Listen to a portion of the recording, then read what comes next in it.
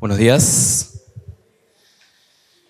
Qué hermoso es cantar al Señor y tener seguridad de que cara a cara le veremos, de que llegará el día en que veremos cara a cara a aquel que nos amó y dio su vida por nosotros. Y en esta mañana les quería compartir una historia, una de esas historias que me encantan de la Biblia. No sé cuántos vieron la película de 300, una película de guerra, o sea, nos gusta más a los varones, ¿no? Esas películas, porque son así de espadas, guerras, luchas, qué sé yo. Esta película de 300 se trata de un rey persa que se creía Dios y estaba conquistando toda la tierra y llega hasta los espartanos y les dice: ustedes tienen que ser mis esclavos, porque yo soy el Dios. Y los espartanos le dicen: no, vos no sos un dios, vos sos un hombre como cualquier otro, le dice. Y se escucha ese grito, ¿no? Por Esparta. Y bueno, y luchan contra este imperio.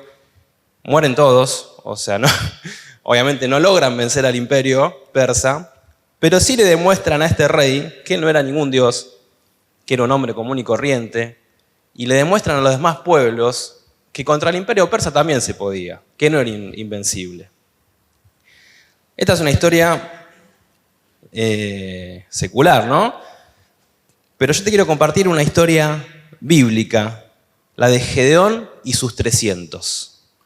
Estos sí lograron la victoria, estos sí vencieron al otro imperio. Así que te voy a invitar a que vayas a Jueces, capítulo 6. En el libro de los jueces vamos a encontrar un montón de personas, jueces de la Biblia,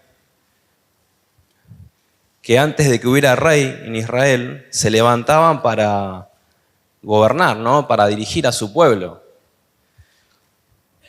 Entonces vamos a ir a Jueces 6. Dice que los hijos de Israel hicieron lo malo ante los ojos de Dios, y Dios los entregó en mano de Madián por 7 años. Dice que la mano de Madián prevaleció contra Israel, y los hijos de Israel, por causa de los madianitas, se hicieron cuevas en los montes y cavernas y lugares fortificados. Entonces nos dice que los hijos de Dios, ¿qué pasa? Se habían apartado de Dios. Habían empezado a ir en pos de otros dioses. Habían dejado a Jehová. Entonces Jehová le dijo: bueno, listo, ustedes quieren hacer la suya, estamos de acuerdo. Y Jehová le soltó la mano. Entonces, ¿qué pasó con este pueblo? Empezó a caer. Y había un pueblo más grande, Madián, que los empezó a dominar, ¿no? Y dice que estos israelitas, ¿qué hacían? Se hacían cuevas en los montes para esconderse de este pueblo de Madián. Y dice que, ¿qué pasaba? Cuando Israel sembraba, dice que después venían los madianitas y destruían los frutos. Y no dejaban qué comer, ni a Israel, ni a sus ovejas, ni a sus bueyes, ni a sus asnos. Dice, porque subían ellos y sus ganados, y venían con sus tiendas en grande multitud como langostas, y ellos y sus camellos eran innumerables.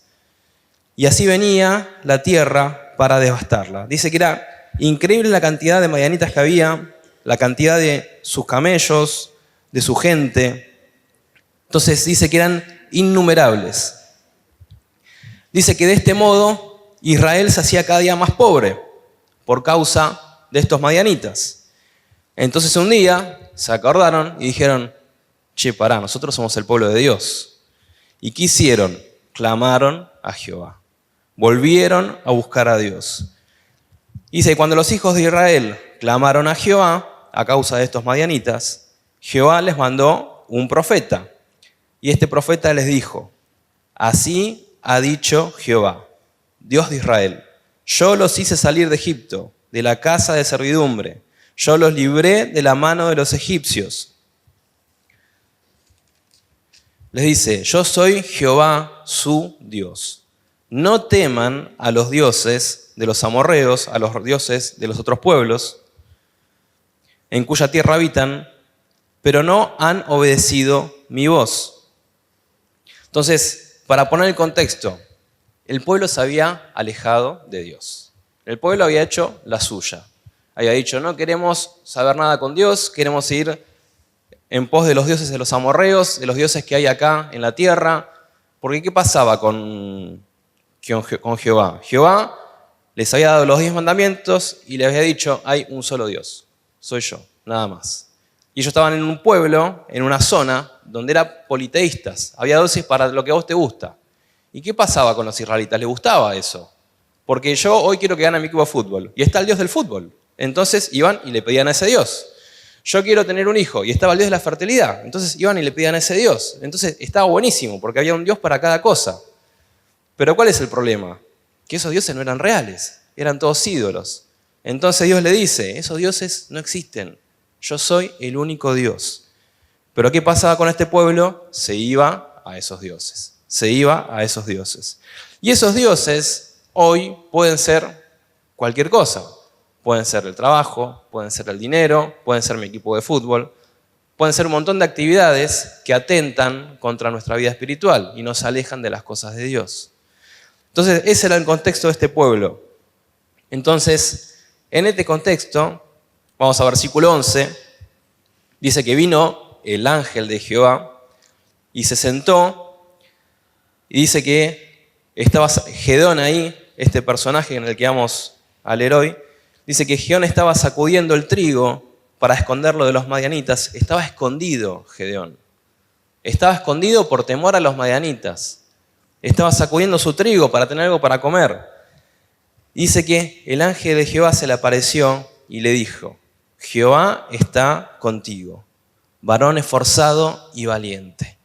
Vemos que hay un Gedeón que estaba escondido, que estaba atemorizado, y se aparece Dios.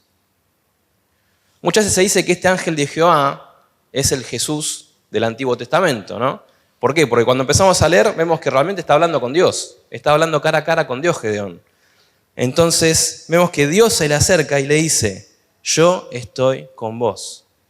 Vos sos un varón esforzado y valiente. Y acá viene la primera pregunta de Gedeón, que es una pregunta que la hemos escuchado millones de veces. Gedeón le dice, si Dios está conmigo, ¿por qué me pasa esto? ¿Cuándo no has escuchado esta pregunta?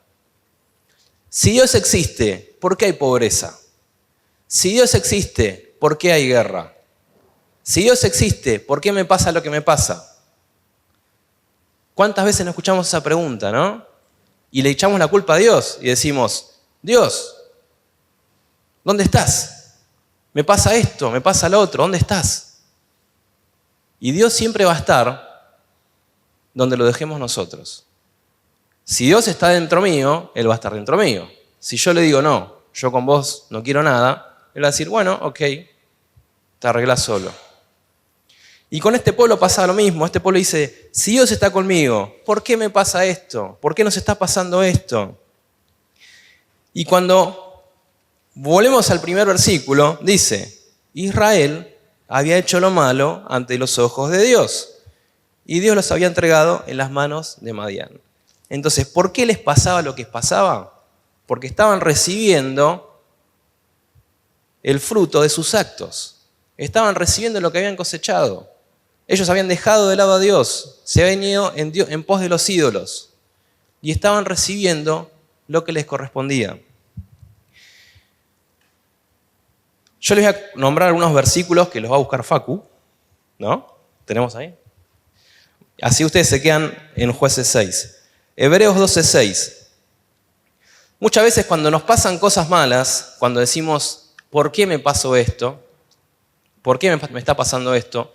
Generalmente puede haber dos caminos o dos razones de por qué, ¿no? Y Dios dice, Hebreos 12:6, ¿lo tenés ahí? Sí. Dice, el Señor al que ama, disciplina y corrige a todo el que toma por hijo. Muchas veces lo que nos pasa porque Dios nos está corrigiendo. Dios, ¿qué estaba haciendo con este pueblo? Lo estaba corrigiendo. Este pueblo no entendía, no escuchaba a los profetas, no buscaban la ley, no entendía. ¿Cómo entendió? Sufriendo. Entonces, Dios estaba corrigiendo a este pueblo. Y muchas en nuestra vida tenemos que ver si lo que nos pasa no nos pasa porque estamos alejados de Dios. Porque realmente estamos dejando de lado a Dios y estamos haciendo la nuestra. Muchas veces Dios corrige, porque Dios nos dice, yo soy tu papá. ¿Y qué hago yo cuando veo que mi hijo se manda una macana? Lo corrijo. ¿Por qué? Porque lo amo. Porque no quiero que sea un desastre, no quiero que sea un rebelde, no quiero que haga cualquier cosa de su vida. Entonces, ¿qué hacemos? Lo corregimos. Y Dios es tu papá. Y como tu papá te ama y hace lo mismo. Muchas veces Dios te corrige. Cuando estás desviando el camino, ¿qué hace? Te corrige. Pero capaz que no es el caso, y capaz que vos no estás haciendo todo bien, y sin embargo igual te pasan cosas malas. Bueno, es el segundo camino. Vamos a ir a Santiago 1:2. Santiago 1:2. Ahí te pido, Facu. Ahí está. Dice, hermanos míos, estén gozosos cuando se hallen en pruebas. Capaz que vos no estás haciendo nada malo, pero sin embargo, Dios te prueba. Dios te prueba. Y generalmente Dios muchas veces pasa que prueba a los que andan derechos. ¿Por qué? Porque ve que vas bien. Entonces Dios te prueba, ¿por qué? Porque quiere que andes mejor todavía. Porque ve que hay más potencial en vos. Porque enseña la Biblia que la prueba tiene un propósito. La prueba tiene el propósito de aumentar nuestra fe, de aumentar nuestra madurez espiritual, de darnos paciencia, de también dice después de poder aconsejar y guiar a las personas que pasan por pruebas también, porque vos ya la pasaste, vos ya pasaste por ese camino. Entonces muchas veces cuando nos pasa algo y decimos, Señor, ¿por qué me pasa esto? Lo más probable es que haya dos caminos o dos respuestas. O Dios te está corrigiendo, o sea que hay que ver en qué la está cerrando, ¿no? En qué me estoy alejando de Dios. O Dios te está probando y capaz estás haciendo todo bien, pero sin embargo Dios dice, podés hacerlo mejor, podés crecer más, podés dar más. Entonces, ¿qué hace? Te prueba, te fuerza. ¿Para qué? Para que madures, para que crezcas. Y esto era lo que pasaba con este pueblo y con Gedeón. Y después agarra a Gedeón y le dice, después que le reclama, le dice, si Dios está con nosotros, ¿por qué nos pasa esto? Dice que Dios lo mira y le dice, ve con esta tu fuerza y salvarás a Israel de las manos de las madianitas. ¿No te envío yo?, le dice. Entonces le respondió, Señor mío, ¿con qué salvaré yo a Israel? Segunda pregunta que nos suele pasar y que se suele escuchar, ¿no? ¿Cómo voy a hacer yo la obra de Dios? ¿Con qué? ¿Con qué puedo hacer yo la obra de Dios? Y nos ponemos a mirar y decir, miramos para adentro, miramos nuestra familia, miramos nuestra economía, el estado social, miramos nuestras capacidades y empezamos a mirar todo lo malo, ¿no? Y Gedeón agarra y le dice, ¿pero con qué? Si mi familia es pobre en Manasés y yo soy el menor de la casa de mi padre, ¿con qué? ¿Con qué puedo liberar a Israel? Y obviamente, vos te pones en el contexto, ellos estaban sometidos por el pueblo de Madián, que era un pueblo grande, y Dios lo llama a Gedeón y le dice, vos tenés que liberarlo. Y obviamente, Gedeón le temblaban las patas, porque decía, ¿cómo? ¿Cómo lo voy a liberar yo? Si no soy un general del ejército, si no tengo un ejército conmigo, ¿cómo lo voy a liberar? Y empieza a mirar para adentro, dice, si yo soy pobre, si soy el más chico de mi familia, ¿cómo puedo hacer la obra de Dios? ¿Cómo lo voy a hacer? Y empieza a mirar para adentro. Pero cuando Dios nos llama a hacer algo, cuando Dios nos llama y nos dice, vos tenés que hacer tal cosa, no hay que mirar para adentro, hay que mirar al que llama. Tenemos que mirar al que llama. Entonces Dios le dice, ciertamente yo estaré contigo y derrotarás a los madianitas como un solo hombre. Entonces lo importante es que hay que ver, no para adentro, sino mirar para arriba y ver al que llama. Cuando somos llamados a hacer la obra de Dios, tenemos que mirar a Dios. Porque si Él nos llamó, si Él nos dice que tenemos que hacer algo, es porque Él ve los corazones. Él no mira la apariencia. Él no mira lo externo, Él ve lo interno. Y si Él te llama a hacer algo es porque Él vio algo en vos. Y porque te dice, vos tenés que hacer esto. Y si te falta algo, Él te lo va a dar.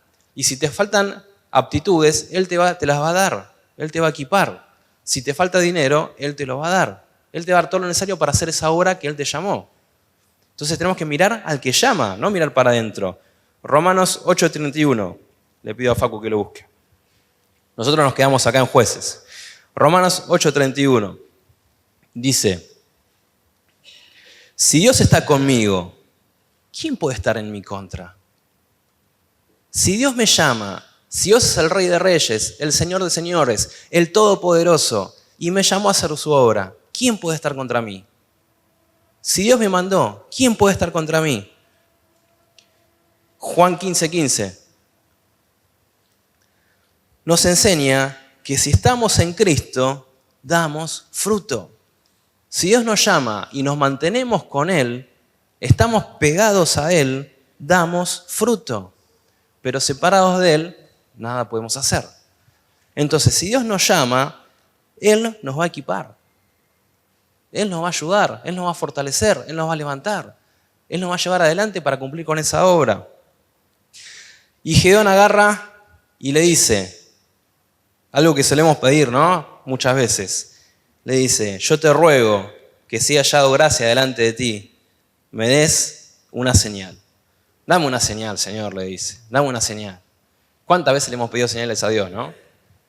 Pero lo peor es que Gedeón todavía no había orado, todavía no ha ido a leer la palabra. Dame una señal. Y muchas veces nos pasa eso, ¿no? Que ante ciertas situaciones decimos, Señor, dame una señal. Dame una señal, Señor. Pero Dios le está hablando claramente. Está hablando cara a cara. Entonces le dice, pero estoy acá, le dice. ¿Cómo dame una señal? Me aparecí delante tuyo. ¿Cómo me pedís una señal? Acá estoy. Se notaba la falta de fe que había en Gedeón, ¿no? Se notaba que Gedeón había sufrido el estar esclavizado por este pueblo. Y muchas veces nos pasa eso, que pedimos señales a Dios sin antes haber orado, sin antes haber buscado en su palabra, sin antes haber pasado un tiempo buscando a Dios. Y le dice, te ruego que no te vayas de aquí, que voy a sacar mi ofrenda. Y entonces, te lo resumo, él agarra y prepara una ofrenda, después viene Dios, dice que con su báculo toca la ofrenda, sube fuego de la roca, consume la ofrenda, y entonces Dios entiende, no, sí, es Dios, dice. Es Dios el que está conmigo. Entonces, dice que versículo 23, pero Jehová le dijo, versículo 22, viendo entonces Gedeón que era el ángel de Jehová, dándose cuenta que realmente era el ángel de Jehová que estaba con él, dijo, Señor Jehová, que he visto al ángel de Jehová cara a cara. Y él pensaba, voy a morir, porque vi cara a cara a Dios. Pero Jehová le dijo, paz a ti, ten paz, le dijo, no tengas temor, no morirás. Dice que edificó allí Gedeón altar a Jehová y lo llamó Jehová Shalom, que significa Jehová es paz. Y cuando estamos así, en esas situaciones que tenemos dudas, que estamos angustiados, que no sabemos para dónde salir corriendo, qué importante es esto, que lo que nos va a traer paz a nuestra vida es la presencia de Dios. Es estar en la presencia de Dios. ¿Cómo lo aprendió Gedeón? Se lo tuvo que enseñar Dios cara a cara.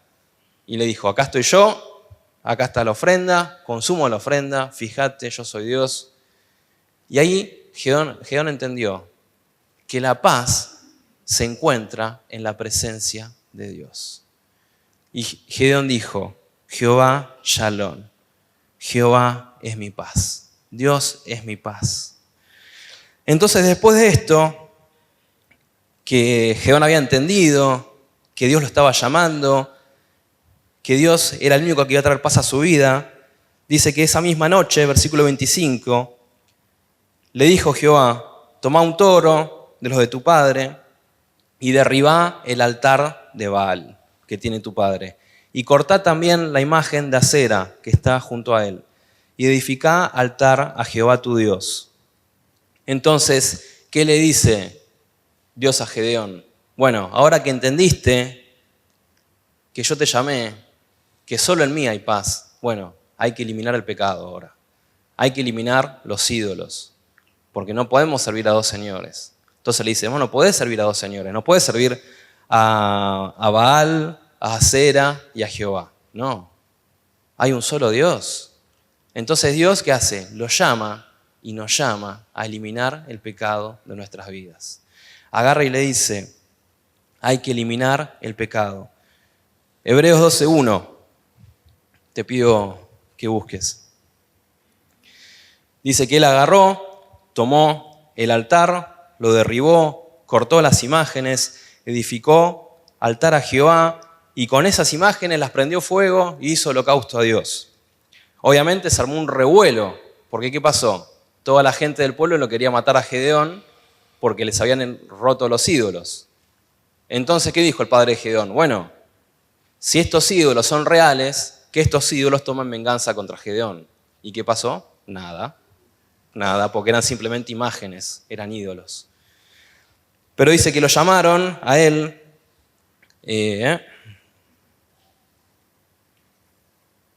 dice que agarró, Gedeón fue llamado Jerobal, porque dijo, contienda Baal contra él, por cuanto derribó su altar. Dice que lo empezaron a llamar, ¿no? Vos sos Jerobal, vos sos el que te pusiste en contra de Baal. ¿Pero qué pasó con Gedeón? Nada, no pasó nada. Entonces dice que el espíritu de Jehová vino sobre él. Y dice que tocó el cuerno y todos se reunieron con él. Y dice que Gedeón agarra y de nuevo le pide otra señal a Dios.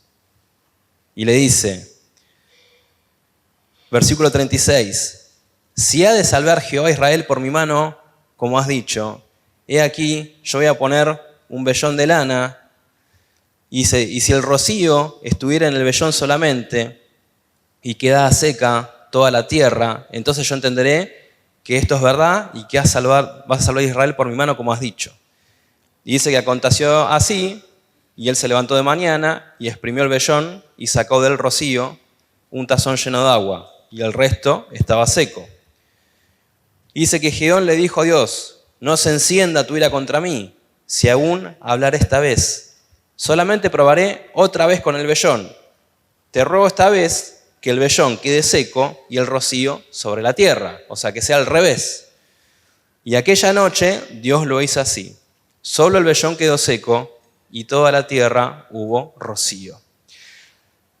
Entonces vemos que Gedeón se habrá asustado porque el pueblo lo quería matar porque había roto todas las imágenes. Entonces dijo, no, este pueblo no me va a seguir porque me lo puse en contra. Entonces le vuelve a pedir otra señal a Dios. Y le dice, por favor, que el vellón esté mojado y el pasto seco. Así se hizo. Y después dice, bueno, pero capaz que fue una casualidad, capaz que cayó un rocío justo ahí, una gota, una nube chiquita cayó ahí.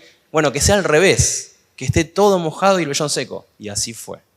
Bueno, entonces Gedeón dijo, no hay más dudas. Pero sin embargo, esto demostraba la falta de fe que había en Gedeón, ¿no? Porque había hablado cara a cara con Dios, pero sin embargo no se animaba. Y le pidió primero la señal y después 2 señales más. 3 señales le había pedido a Dios para aumentar su fe. Y vemos que esto es algo que nos pasa a nosotros. Vemos que los discípulos hablaron con el Señor y le dijeron, Señor, aumentanos la fe. Y estaban con el Señor. Y veían los milagros. Y veían las sanidades. Veían cosas que solo Dios podía hacer. Y sin embargo le decían, aumentanos la fe. Porque nos falta fe, aumentanos la fe. ¿Qué nos enseña la Biblia? Dice que la fe viene por el oír la palabra de Dios. ¿Cómo se aumenta nuestra fe? Pasando tiempo con Dios. ¿Cómo aumento mi fe? Leyendo sus historias, leyendo sus milagros, leyendo todo lo que Él hizo. Porque yo leo esta historia y digo, mi Dios es muy grande. Y empiezo a tener fe en ese Dios. No puedo tener fe en un Dios que no conozco. Mi Dios va a ser chiquita si no conozco a mi Dios. Pero cuando yo conozco a mi Dios, cuando paso tiempo con su palabra, mi fe crece. Porque digo, mi Dios es muy grande. Y cuando pasa algo, digo, esto ya pasó, ya está escrito en la Biblia. Ya tengo la respuesta, ya sé a qué se debe. Entonces Dios nos dice, la fe viene por oír la palabra de Dios. Queremos que aumente nuestra fe, tenemos que pasar más tiempo con Dios. No está mal pedir señales. Yo no digo que está mal pedir señales. No sé, después ese pastor dará su opinión. Yo te quiero contar. Cuando conocí a Cristo, tenía un trabajo que era muy complicado. Laboraba de lunes a viernes, hacía 2 horas extra y laboraba los sábados. Se me complicaba para venir a la iglesia, se me complicaba para servir, para estudiar. Y yo había entendido de Dios que Él me iba a acompañar y que yo tenía que servir a Dios y tenía que estudiar y trabajar. Tenía que hacer todo eso. Pero ¿qué pasa? Con ese trabajo era imposible. Entonces empecé a orar por un nuevo trabajo. Me acuerdo que empecé a orar en marzo por un trabajo. Había hecho entrevistas con un trabajo que tenía un montón de beneficios, flexibilidades, podías estudiar cuando vos quieras, era el trabajo ideal. Y me acuerdo que llegué como a septiembre, habían pasado varios meses, y no tenía novedades de ese trabajo. Y yo venía orando por ese trabajo. Y entendía que Dios me estaba llamando a eso. Entonces me acuerdo que un día estaba orando con un hermano, y le digo, Señor, dame una señal. ¿Qué hago? O sea, ¿sigo esperando? ¿Voy por otro lado? ¿Qué hago? Y al otro día me llega un mail de la que después fue mi jefa. Dice, no sé, estimado Matías, queremos comunicarte que el proceso de selección continúa en pie, que hubo demoras administrativas, pero que seguramente pronto tendrás novedades. Al mes siguiente ya estaba trabajando ahí. Entonces no está mal pedir señales a Dios. Yo no digo que esté mal eso. El tema es cuando lo hacemos antes de primero orar, antes de primero pasar tiempo en su palabra. O sea, yo le pido una señal a Dios cuando ya hacía meses que estaba orando por eso. Y tenía que tomar una decisión y no estaba seguro. Y Dios me dijo, tenés que esperar. Y esperé y luego conseguí ese trabajo. Luego pude estudiar, pude servir al Señor, me pude recibir. Porque pude escuchar la voz de Dios. Entonces, no está mal pedir señales. Pero lo primero que tenemos que hacer es buscar en su palabra. Porque aparte hay que entender algo. Gedeón no tenía la Biblia como la tenemos nosotros. Gedeón no tenía esto. Entonces era mucho más difícil saber qué quiere Dios. Nosotros sabemos qué quiere Dios. La voluntad de Dios está acá, la conocemos. O no la conocemos, pero hay que conocerla. Entonces, lo primero que hay que hacer, antes de ir pidiéndole señales a Dios, es leer su palabra, orar, pasar tiempo en esto. Porque muchas veces está acá la respuesta. Está acá, pero nosotros no la buscamos. Entonces, vemos que Dios le pide otra señal. Gedeón le pide otra señal a Dios, Dios se la da. Entonces ya no quedan más dudas. Vamos a versículo 7, ya estamos terminando. Dice, levantándose de mañana, Jerobal, al que le llamaban, porque le llamaban así, ¿no? A Gedeón, porque se había puesto en contra de Baal, y todo el pueblo que estaba con él acamparon junto al fuerte. Dice que tenían el campamento de los madianitas al norte. Y Jehová le dijo a Gedeón, el pueblo que está contigo es mucho, para que yo entregue a los madianitas en su mano. No sea que se alabe Israel contra mí, diciendo, mi mano me ha salvado. ¿Qué pasa? Se estima que eran 135.000 los madianitas. ¿Y cuántos eran los de Israel? 32.000. Entonces le dice, no, son muchos. Le dice, porque son 5-1. Entonces dice, no, son muchos. Porque si ganan, van a pensar que ganaron por su fuerza. Y yo les quiero demostrar que yo estoy peleando por ustedes. Entonces agarra y les dice, versículo 3, hace pregonar en oídos del pueblo diciendo, quien tema y se estremezca, madrugue y vuélvase. Quien tenga miedo, váyase a su casa. Entonces dice que se volvieron 22.000 y quedaron 10.000. Y Jehová le dijo a Gedeón, aún con 10.000 es mucho. Eran 15-1, le dijo, es mucho. Igual es mucho. Dice, llévalos y yo te voy a decir con quién te vas a quedar. Dice que lo llevó a tomar agua. Entonces le dijo, con estos 300 que se quedaron acá tomando agua, con estos 300, versículo 7, Jehová le dijo a Gedeón, con estos 300 hombres que tomaron el agua, yo los voy a entregar a los madianitas en su mano. Y acá está la historia de los 300 de Gedeón. Eran 300 contra 135.000 madianitas. ¿Cuáles son los pronósticos? ¿Cuánto pagan las casas de apuesta? Un montonazo. ¿Quién apuesta por Gedeón? Nadie. O sea, ¿qué probabilidades tiene? Ninguna.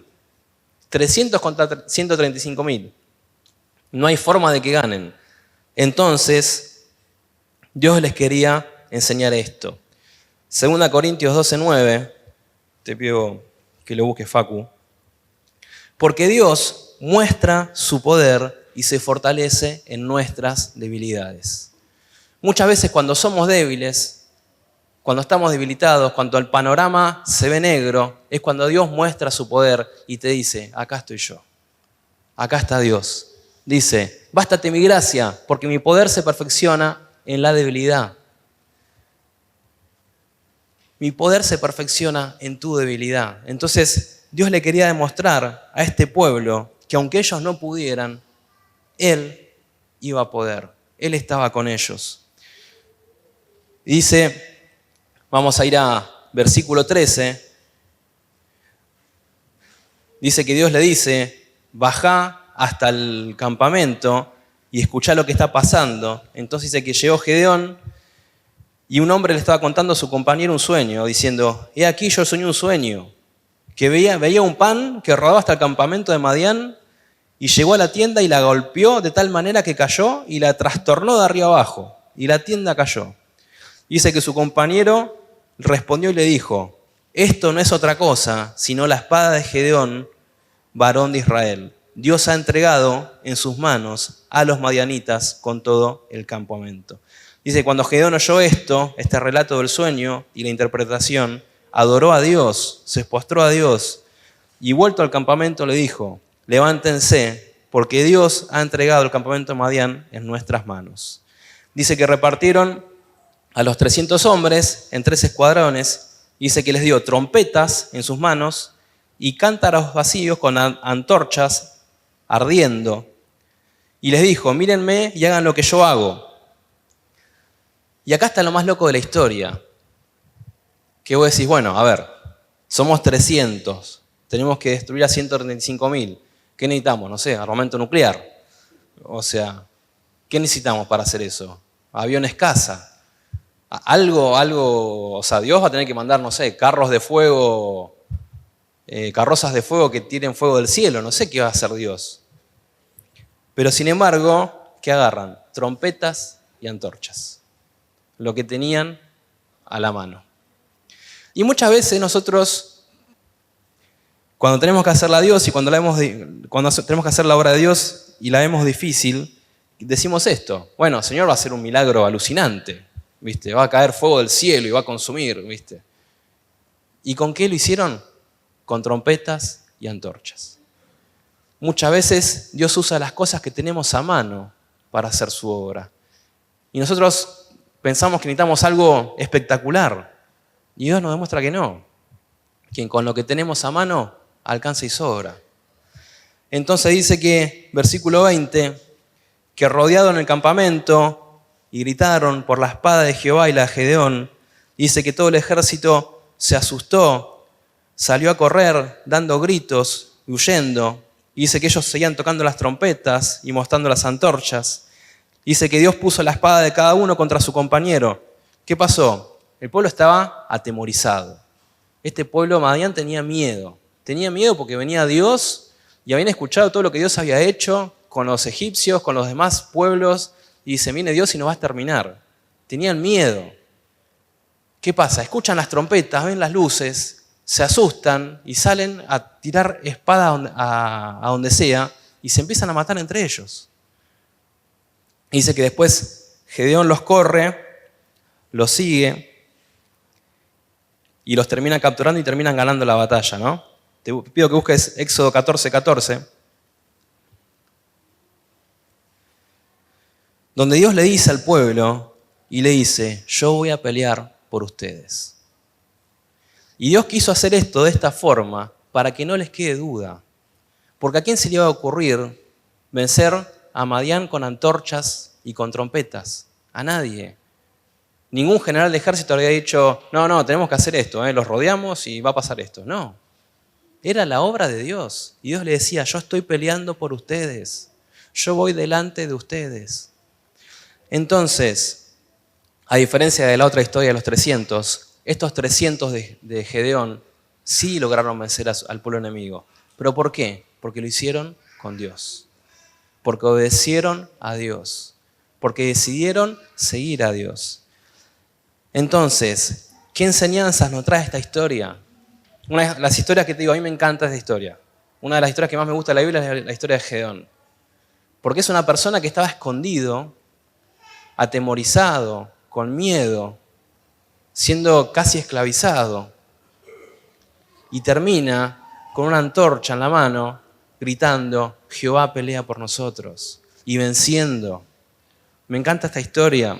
¿Y qué nos deja de enseñanza? Primero que nada, cuando decimos, ¿dónde está Dios? Está donde lo dejamos. Dios está hasta donde le dejamos llegar. Es así. ¿Dónde está Dios? Y hay que entender que muchas veces nos está corrigiendo o nos está probando. Después cuando decimos, ¿cómo voy a hacer yo la obra de Dios? Si Él nos llamó, es por algo. Si Él nos llamó, Él nos va a dar todo lo necesario. No tenemos que dudar. Señor, dame señales. Bueno, primero oremos. Primero busquemos su palabra antes de pedir señales. Gedeón experimentó que solo hay paz en la presencia de Dios. Solamente hay paz en su presencia. Él aprendió que había que eliminar al pecado, que había que derribar los ídolos, que podía haber solamente un Dios. Solamente Jehová podía estar en el trono. Y él aprendió que Dios se fortalece en nuestras debilidades y que Dios pelea por nosotros. Que si Él nos llamó, Él pelea por nosotros. Así que hermano, espero que te sea de bendición, de ánimo y que te fortalezcas como Gedeón. Diga, Señor, acá estoy yo para hacer tu obra. Porque si Él te llamó es por algo. Si Él te llamó, Él te va a dar todo lo necesario. Él te va a fortalecer. Él te va a levantar. Que Dios te bendiga.